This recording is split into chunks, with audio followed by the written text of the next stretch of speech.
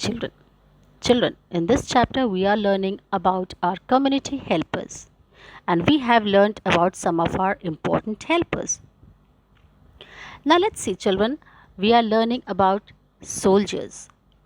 So, a country is safe when these soldiers put their lives into danger and save the country from enemies.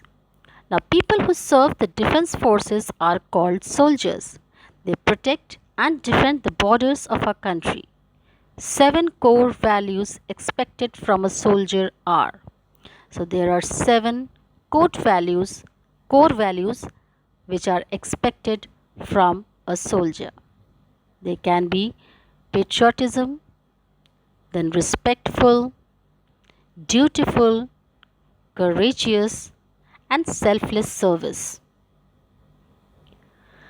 Now, next we have the farmers. So, children, in our daily lives, we need to have food. So, who will give us food?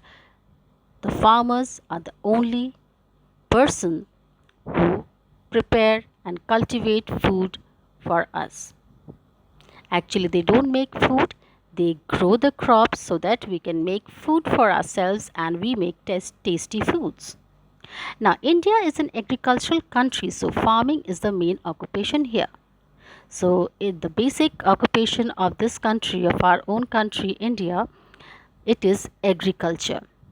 So, 70% of our people, they used to live in the villages. So, farmers are mainly of three types. So, in India, where there is agriculture as an important occupation and the main occupation, we have farmers. The farmers are of three types. First, we have the dairy farmers, then we have the crop farmers, and finally, there is the poultry farmers. Now, we'll learn who are they. The first is the dairy farmers. Some people rear animals like cows and buffaloes on their farms. These animals give milk. So, these dairy farmers are those farmers who rear, who grow up, or who take care of cows and buffaloes or any milk giving animals. So, these milk are then sold into the market. So, dairy farmers then sell this milk in the market. So, these are dairy farmers. Then we have the crop farmers. So, crop farmers are those farmers who work in the fields and grow crops like wheat, rice, pulses, fruits, and vegetables. When the crop is ready, they harvest it and sell it in the market. And they provide food for the community. So, these crop farmers are also important in our life. Then we have the poultry farmers. So, some of us are carnivorous. They depend on animals or meat and eggs. So, for meat, eggs, and all these kind of things, eatables, are given by the hens and ducks. So, poultry farmers rear hens and ducks for their meat and eggs to be sold in the market. Now, we have the craftsmen. Now, craftsmen have special skills. So, craftsman is not a single person. So, it is a group of those people who have different kind of skills. So, it may be the carpenters, weavers, potters, tailors, painters. They all are craftsmen.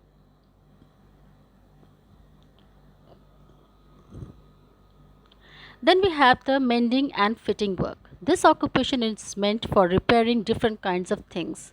People involved in this profession may be a plumber, electrician, mechanic, or cobbler. So these people help us when we are in trouble with all these kind of things. So when there is a leakage in your tap, you call a plumber to mend it. When there is a fault in your electric supply, then we call the electrician to mend it. Then mechanic and cobbler also help us in this way. Now, here is something very important to know, that is Moradabad is famous for brass handicrafts and Gujarat for mirror work, embroidery and paintings. So, this is a very important thing to be known, that some of the places are important for some of the handicrafts. Then now selling of things. How is selling of things done? A number of people earn their livelihood by selling different things. They may be stationers, drapers, pharmacists, and greengrocers. So these people sell different things and they provide us uh, so that we can live a nice and healthy life. So stationers provide us with books, copies, pencils, and all kind of different stationery items. And then the pharmacists and greengrocers and drapers, they also help us by providing different kind of important items for us. Then occupation. Now what is an occupation? A regular activity or work done to earn money is called an occupation. So whatever your father is working or your mother is working for to earn their money, that is called an occupation. If your father is doing some business to earn money for your living, then he is a businessman. That is his occupation. So in this work, here we have something to do.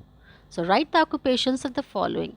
What does your father do? Your mother, your uncle, your aunt, and your grandfather. So write the occupation of these people in your family and mention them. Now every occupation requires its own skill or training. There are many jobs which we can't do on our own as we do not have the required skill.